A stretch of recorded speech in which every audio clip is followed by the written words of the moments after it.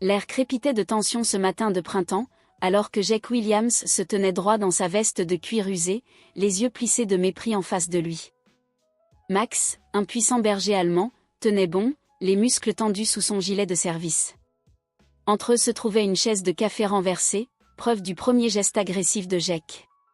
Ce que Jake ne savait pas en regardant le chien d'assistance, c'est qu'il ne faisait pas face à un chien guide ordinaire. Derrière ses yeux bruns attentifs se trouvaient des années de formation dans la police K9 et un instinct protecteur incassable. « Dégage de mon chemin, mec », grogna Jake, se retirant déjà pour un autre coup de pied. Emily Johnson, 5 ans, serra le harnais de Max, ses yeux aveugles écarquillés de peur, son petit corps tremblant. Le grognement bas de Max s'intensifia, non pas une menace, mais une promesse. La botte de Jake se balança en avant. Dans ce battement de cœur, tout changea. Max bougea avec une précision chirurgicale, une manœuvre défensive calculée qui envoya le motard s'écraser en arrière sur ses compagnons stupéfaits. Le café devint silencieux. La première erreur de Jake fut de donner un coup de pied au chien guide d'Emily. La deuxième fut de ne pas savoir qui était vraiment Max. Laissez un like et partagez vos pensées dans les commentaires avec la ville que vous regardez. À partir de maintenant, continuons avec l'histoire. Le monde d'Emily Johnson s'est assombri juste après son 4e anniversaire. L'accident de voiture dévastateur qui a coûté la vie à ses 2 parents lui a également volé la vue, ne laissant que des ombres fugaces occasionnelles pendant les moments de stress extrême. Au cours de l'année écoulée, ses cauchemars avaient été hantés par des souvenirs récurrents, des pneus qui crissaient, des vitres brisées et le visage d'un homme brièvement éclairé par des phares avant l'impact. Dror Thompson appelait ces souvenirs traumatiques, mais pour Emily, ce étaient des monstres qui lui rendaient visite dans le noir. Malgré son jeune âge, Emily se tenait avec une dignité tranquille. Ses petits doigts exploraient constamment le monde qu'elle ne pouvait plus voir, construisant une carte mentale de sa nouvelle réalité. Ses cheveux blonds miel, souvent attachés en nattes inégales qu'elle insistait pour faire elle-même, encadraient un visage qui souriait rarement, sauf quand Max était près d'elle. Margaret Johnson ne s'attendait pas à élever un enfant à 68 ans et encore moins une petite fille aveugle, traumatisée par la perte. L'arthrite dans ses mains rendait des tâches simples, comme nouer des lacets, un défi quotidien. Pourtant, elle affrontait chaque matin cette difficulté avec une précision militaire, une habitude de ses 30 ans dans les opérations spéciales que la retraite ne pouvait effacer. Peu de gens dans leur petite ville d'Oakd savaient que la femme voûtée qui guidait soigneusement Emily sur Main Street avait autrefois mené des missions d'extraction dans des zones de guerre, ou que les bouteilles de médicaments alignées sur son comptoir de cuisine étaient autant pour les blessures liées au combat que pour l'âge. Les économies de Margaret, destinées à une retraite modeste, étaient maintenant maigres, entre les besoins médicaux d'Emily et leur hypothèque. Pourtant, sa voix ne trahissait jamais l'inquiétude quand elle parlait à Emily, gardant ses larmes pour l'intimité de sa douche où sa petite fille ne pouvait pas entendre. Max est venu à eux par le biais d'un programme de chiens d'assistance pour les vétérans handicapés, initialement destiné à Margaret avant que tout le monde ne réalise le plus grand besoin d'Emily. Le CV impressionnant du berger allemand comprenait 6 ans avec l'unité K9 du département de police d'Oakd, spécialisée dans la détection de stupéfiants et l'appréhension des suspects. Sa retraite, après un raid d'entrepôt, l'a laissé avec une boiterie à peine perceptible seulement pour ceux qui savaient regarder. Ce qui rendait Max extraordinaire, ce n'était pas seulement son expérience policière, mais sa compréhension intuitive des besoins d'Emily. Il se pressait contre elle pendant les cauchemars, avant même le premier gémissement qui s'échappait de ses lèvres. Il la guidait parfaitement à travers des espaces bondés et se positionnait entre elle et les menaces perçues, sans commandement. Le lien entre l'enfant et le berger transcendait les relations traditionnelles avec les animaux d'assistance. C'était un partenariat forgé dans un traumatisme partagé et mutuel. Dans la lumière du soleil du matin, des rectangles dorés se répandaient sur la terrasse du café Helen Cooper, peignant des rectangles dorés sur la terrasse en bois où les habitués se réunissaient pour leur rituel quotidien de café et de conversation. Pour Emily et Margaret Johnson, le petit déjeuner de 8h30 chez Cooper était devenu un point d'ancrage dans leur routine soigneusement structurée, l'une des rares sorties où Emily se sentait en confiance, naviguant avec les conseils de Max. Ce mardi était particulièrement spécial car le docteur Sarah Thompson les rejoindrait pour discuter des progrès d'Emily. N'importe quel chien, l'expression de Jake s'est durcie à la révélation que Margaret connaissait son nom. Alors, la grand-mère fait ses devoirs. Impressionnant, il s'est rapproché, envahissant l'espace personnel de Margaret dans une tactique d'intimidation délibérée qui aurait pu fonctionner sur quelqu'un sans son passé. Et laissez-moi être franc avec vous, ce chien et son maître ont ruiné ma vie. Une fois, j'ai fait 18 mois à cause d'une fausse alerte positive lors d'un contrôle routier. Margaret a maintenu un contact visuel constant. Sa posture détendue mais prête. Si vous avez des griefs avec le service de police, il existe des canaux appropriés. Ma petite fille et son chien guide ne font pas partie de cette équation. À l'intérieur du café, Emily était assise au comptoir avec le docteur Thompson, Max positionné avec vigilance entre le tabouret d'Emily et la porte. La tête d'Emily était légèrement inclinée, son oui aigu se concentrant sur la confrontation à l'extérieur. « Je n'aime pas sa voix », chuchota-t-elle au docteur Thompson. « On dirait que la voiture rêve. » Le docteur Thompson a gardé sa voix égale malgré son inquiétude. « Que voulez-vous dire ?» Emily répondit, l'homme qu'on a entendu avant que tout ne devienne sombre. Il avait l'air en colère, comme ça. La petite main d'Emily a atteint Max, trouvant du réconfort dans sa présence solide. À l'extérieur, la confrontation s'est intensifiée alors que Jake encerclait Margaret avec une intention prédatrice, ses compagnons créant un périmètre lâche qui l'isolait efficacement de toute assistance potentielle. « Voilà ce qui va se passer, » dit Jake, sa voix assez basse pour que seule Margaret puisse entendre. « Le chien va avoir un accident. » Rien de trop évident, mais les animaux d'assistance sont blessés tout le temps. Tragique, vraiment. La formation militaire de Margaret a répertorié les réponses potentielles, mais sa priorité est restée la désescalade, avec un café rempli de civils. Menacer un animal d'assistance est un délit fédéral. Ajouter l'intimidation des témoins ferait ressembler votre précédente peine à un week-end en détention. Le rire de Jake n'avait aucun humour. Les témoins ont besoin de voir quelque chose se produire. La vieille dame et les flics ont besoin de preuves. Son regard s'est déplacé vers les fenêtres du café où les visages regardaient avec inquiétude. En ce moment, tout ce que ces bonnes personnes voient, c'est moi en train de discuter avec une personne âgée parfaitement civilisée. Comme pour démontrer son point de vue, il a tendu la main comme s'il proposait de serrer la main, un geste clairement visible pour les spectateurs. Quand Margaret n'a pas rendu l'appareil, il a haussé les épaules de manière théâtrale, jouant pour leur public. À l'intérieur, Emily était devenue rigide sur son tabouret, ses mains pressées contre ses tempes. « Max, » murmura-t-elle, « je dois sortir. » Le docteur Thompson posa une main douce sur l'épaule d'Emily. « Ta grand-mère nous a demandé d'attendre ici, Emily. Elle s'en occupera. » Emily secoua la tête avec une force surprenante. « Non, tu ne comprends pas.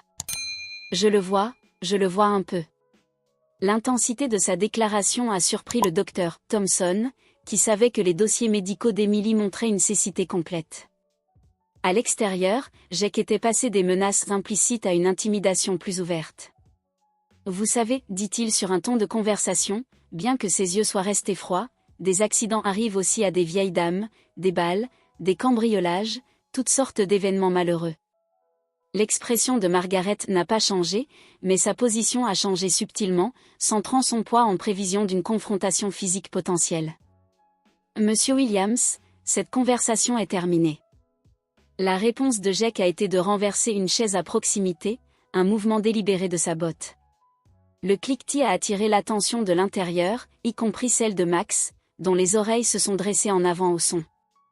Jake a utilisé la distraction pour réduire la distance entre lui et Margaret, sa main se déplaçant avec une vitesse d'entraînement vers son bras. La porte du café s'est ouverte et Max a éclaté avec une énergie explosive. Emily, serrant son harnais, un demi-pas derrière le docteur Thompson, appelant avec alarme. Le berger n'a pas aboyé ni grogné, mais s'est positionné entre Margaret et Jake avec une précision qui parlait de ses années de formation policière. La surprise de Jake à l'apparition soudaine du chien a laissé place à une intention laide. « Le voilà, » ricanait-il. Le célèbre chien policier. Avec une malice calculée, il a balancé sa botte vers le flanc de Max. Ce qui s'est passé ensuite s'est produit si rapidement que les témoins ont donné plus tard des récits contradictoires. Max a évité le coup de pied avec une agilité presque surnaturelle, maintenant sa position protectrice sans contre-attaquer agressivement.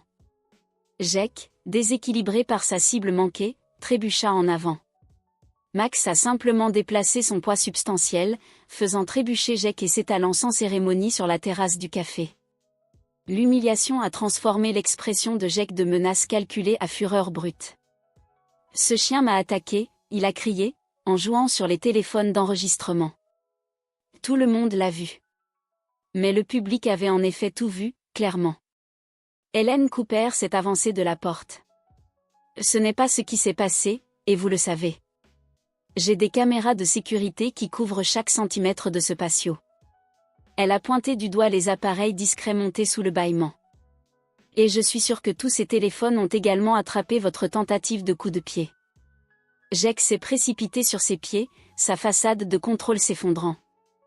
Ce chien est dangereux. Il devrait être euthanasié. Emily, qui était restée silencieuse tout au long de la confrontation, s'est soudainement avancée. Ses yeux aveugles, d'une manière ou d'une autre, l'ont fixée. « Je t'ai vu, dit-elle, sa voix d'enfant résonnant clairement à travers le patio silencieux. Tout à l'heure, quand j'ai eu peur, j'ai vu ton visage un peu. » La simplicité de sa déclaration créa une pause étrange dans la confrontation. L'expression de Jake vacilla avec quelque chose comme une peur authentique avant de se remettre. Les enfants inventent des choses, se moqua-t-il, mais sa voix manquait de conviction.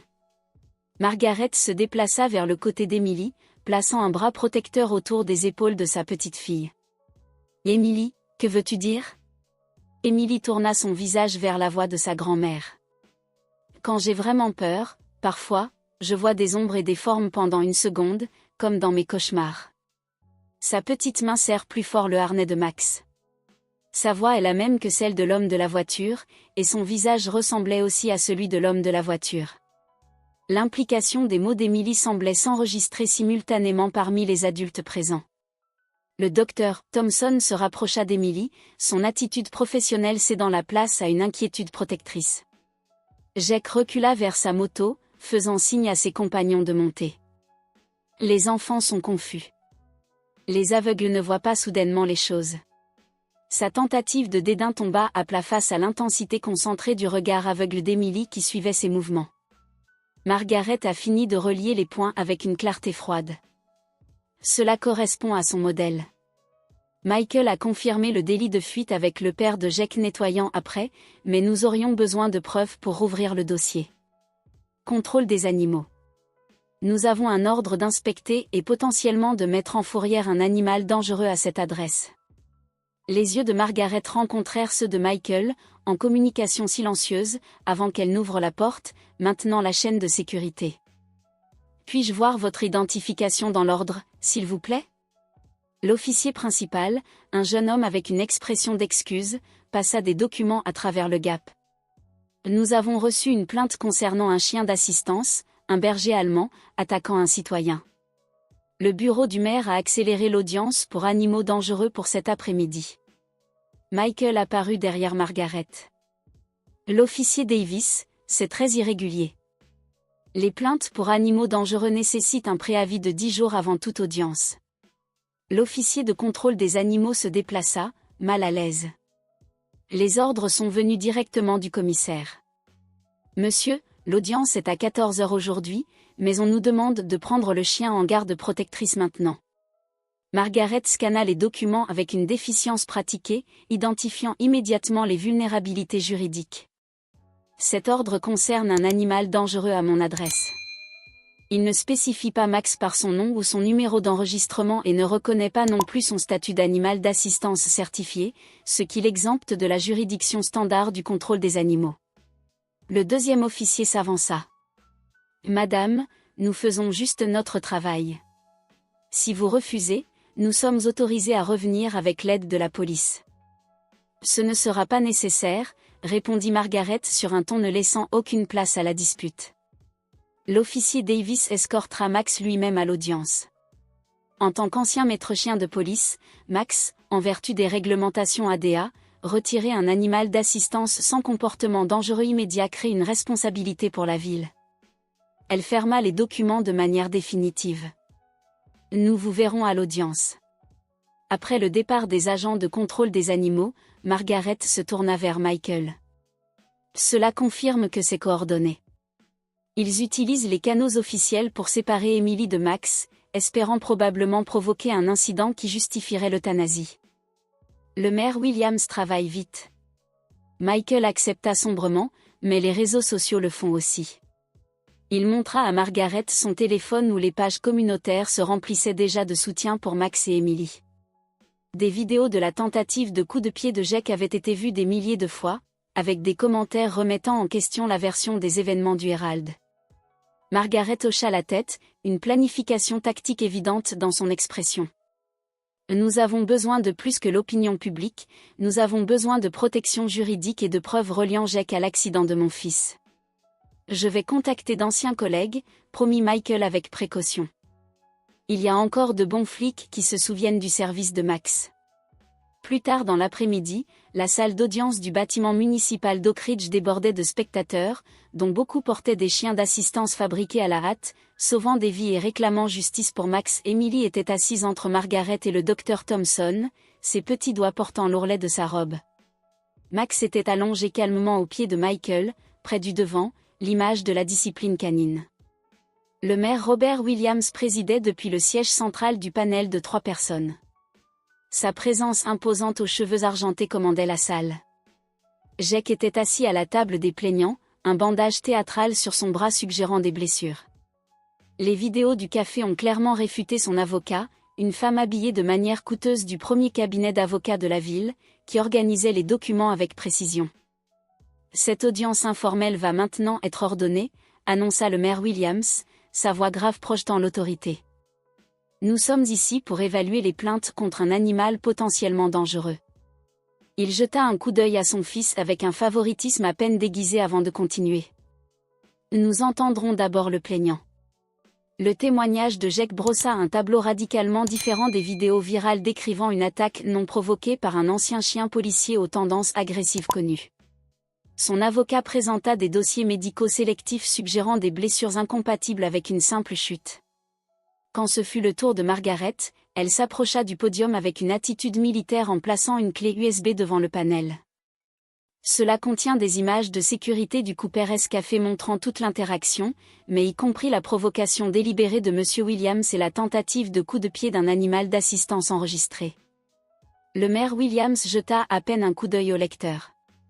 Cette audience n'est pas équipée pour des présentations vidéo. Nous accepterons le lecteur comme preuve à examiner plus tard. De la section de spectateurs, Hélène Cooper se leva. J'ai déjà partagé ces mêmes images à tous les médias de l'État, annonça-t-elle, et à la division de conformité ADA du ministère de la Justice. Des murmures résonnèrent dans la foule alors que l'expression du maire s'assombrissait. Avant qu'il ne puisse répondre, les portes de la salle d'audience s'ouvrirent pour laisser entrer une femme distinguée dans la cinquantaine, son costume sur mesure et sa présence imposante attirant tous les regards. Caroline Foster, procureure de district, annonça-t-elle. Je suis ici pour informer cet organisme que mon bureau a ouvert une enquête sur une éventuelle intimidation de témoins et une série de violations liées à cette plainte. Elle déposa un document devant le maire. Cette injonction d'urgence empêche toute action contre l'animal d'assistance en question en attendant notre enquête. Le teint du maire Williams se renouvela alors qu'il scannait le document. Mais cette audience municipale n'est pas de votre compétence. C'est vrai, reconnut Caroline avec un calme professionnel, mais l'intimidation de témoins est de ma compétence. Mon bureau a reçu des preuves crédibles que cette plainte est une mesure de représailles contre un animal d'assistance dont le maître peut être un témoin dans une enquête pour homicide au volant rouverte. La salle éclata en chuchotements, l'expression confiante de Jake faiblissant pour la première fois. Son avocat se pencha vers lui, des questions urgentes visibles dans son langage corporel, bien que ses mots restassent privés. Margaret observa cet échange avec une évaluation calculée, notant la subtilité dans la dynamique du pouvoir. Emily, sentant la tension, serra fermement la main de sa grand-mère. « Est-ce que Max a des ennuis ?» murmura-t-elle. « Non, chérie, » répondit Margaret. « Certaines personnes importantes nous aident maintenant. L'audience se termina avec la plainte pour animal dangereux suspendue en attendant une enquête plus approfondie, un compromis pour sauver la face du maire Williams, mais un revers important dans la campagne d'intimidation de Jake. Alors que la foule se dispersait, le procureur Foster s'approcha directement de Margaret. « Madame Johnson, j'aimerais vous parler en privé de l'accident qui a coûté la vie à votre fils, dit-elle doucement. De nouvelles preuves ont été portées à ma connaissance qui justifient la réouverture du dossier.